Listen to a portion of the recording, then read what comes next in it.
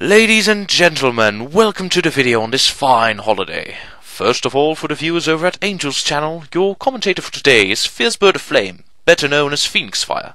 Alas for those who want to hear her, but I'm sure we'll have a great time nonetheless. I'll be delving into my thought process, aka the trainer at the top, for more details into the mindset. Let me elaborate on our special a bit before we tune into the match. In order to differentiate ourselves from the rest, we decided to build teams based off the Christmas colors according to Bulbapedia, namely red, white and green. Tier-wise, are you and below bar, Gallade and Sceptile, to allow lesser fighters a chance to shine as well on this beautiful event. Enough dilly-dallying for now, let the game begin! I make the first move by sending out Jinx, while Angel directs Piloswine to take the lead. Fearful of Stealth Rock maiming several of my Pokemon on the switch, I let loose a provocative shout to block it off while my foe slams the ground with Earthquake. Lacking a Rapid Spinner, I must hold off any entry hazards at all costs. As I maintain focus courtesy of my item, I must retreat Jinx lest Ice Shard becomes its demise. Keen on crippling the beast before Taunt wears off or to repel it outright, Rotom floats in to take only little damage from Piloswine's priority. Hesitant to combat my ghostly trinket, my adversary swaps out for Ludicolo as I command Rotom to exchange items via Trick. Receiving leftovers in the process, the table scraps prove the foes running a defensive spread. Making my daring escape via Volt Switch, I hope to catch Ludicolo at a disadvantage with Dry Skin Jinx and restore my HP. Perceiving the possibility just in time, Ludicolo is ordered to use Ice Beam and claim the first kill of the match. Knowing the opponent cannot change moves, I'm free to bring in specially bulky Flareon and bait any switches in Venom. As Angel falls back into Druddigon, the Toxic finds its mark and befouls her robust dragon. Eager to stack up harm and scout the foe's motives, I quickly throw up a protective field. Blocking Glare, a status attack, I can now safely scratch any choice sets. With no leftovers in sight as well, the foe's offensively inclined nature is revealed. Not wanting to get crippled by status just yet, I swap out for the slowest of the bunch, Piloswine. Cursed by an unfortunate defensive typing, yet a sturdy wall amongst the meek. Thanks to Eviolite, it is more than a match for the opponent's dragon. Not wasting any time, I order Piloswine to establish Stealth Rock, granting me a permanent advantage over my foe. Although Ludicolo will use a water attack to subdue my Pokemon, I cannot risk it burning any of my fighters in the process. Knowing protective builds have little to no attack investment, I must take my chances with Flareon. As I'm able to take the blow reasonably well, I protect myself for additional recovery and prep to befoul the enemy anew. Unsure what I might try next, Angel sends out Simisear to shift offensive momentum back into her favor. Indifferent of its target, Flareon contaminates the Primate with Toxic instead, burdening the foe with another layer of pressure. Positive it will try to improve its prowess first with nasty plots to overcome my team with brute force. I prepare myself for the impact by using Wish. This in tow, it'll allow me to recover half my HP the next turn and sponge whatever Simisear might employ while poison runs its course. With the moment of truth upon us, my opponent launches its mightiest attack in the form of Focus Blast. As the blob manages to find its target, it fails to subdue Flareon even at +2 and backed by a Life Orb. Confident my fiery friend could take the effort, I let loose a Flamethrower attack to whittle down the enemy as my previously instated wish reverts all the harm the foe was able to inflict. Back to square one, Angel Simisear is in a terrible predicament. As the foe's monkey struggles to go on, I let Flareon protect itself to seal its fate. Down to indirect damage, the racket stands at 5 versus 5. Eager to exact brutal revenge, Regigigas takes the field. Boasting powerful moves that can easily crush Flareon, I cannot permit the foe to gain a foothold with Substitute or other stalling tactics. Hoping my puppy might prevail due to slow start cutting the foe's speed and attack, the gambit pays off as I'm able to Toxic the construct before a substitute can be made. With the indirect damage slowly building up, the foe's Pokemon will be hard pressed to rain havoc for long after slow start is worn off. Not wanting to waste any time, I hastily recall for Piloswine. With everything factored in, the towering golem is unsuccessful in dealing noticeable damage. Despite its best attempt, even Drain Punch cannot hope to break the fluffy bulwark.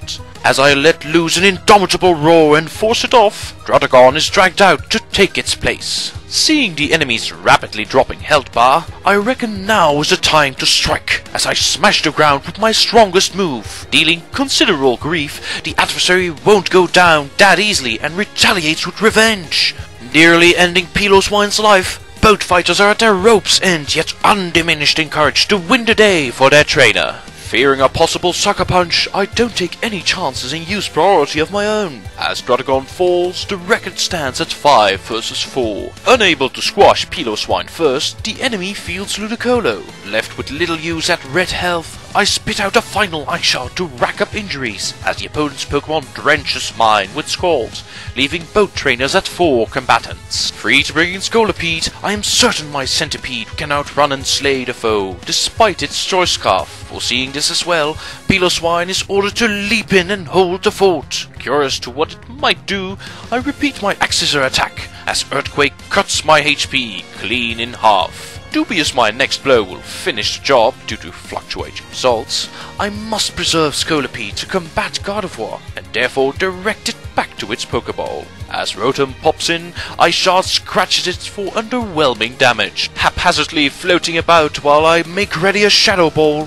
Piloswine fills the air with ice once more. Blasting particles my way, it is able to short-circuit my Christmas light with a critical hit. Brought off balance by this unfortunate event, 3 versus 4 is the score for now. Predicting a water attack from Dewgong, Ludicolo quickly hops back in from behind the scenes. Unbeknownst to my enemy, Christmas Seal packs a fully physical move pool and is able to circumvent the opponent's speed advantage with a number of priority attacks. As Pokemon continue to fall, both players have only half their team remaining. Bringing to bear her mighty giant for a second time, I continue to press my favorable position with Icicle Spear. Managing only 2 hits out of 5, my luck seems to turn for the worse once more, as Thunder Wave robs Dewgong of its speed. Now able to outrun my Pokemon, Regigigas grinds into action as it takes the initiative. With Drain Punch pummeling Dewgong in submission, it is able to restore the user's HP for a considerable amount. Fully paralyzed as well, it seems Dewgong was not meant to win me today. Having failed with Icicle Spear, I remain defiant and strike back with Aqua Jet. Although insufficient, it is the best I can muster with Dewgong before it perishes. As a follow-up jab KOs Dewgong, I was still able to stall Regigigas for a few turns, thus racking up toxic damage. With us nearing the end of a close battle,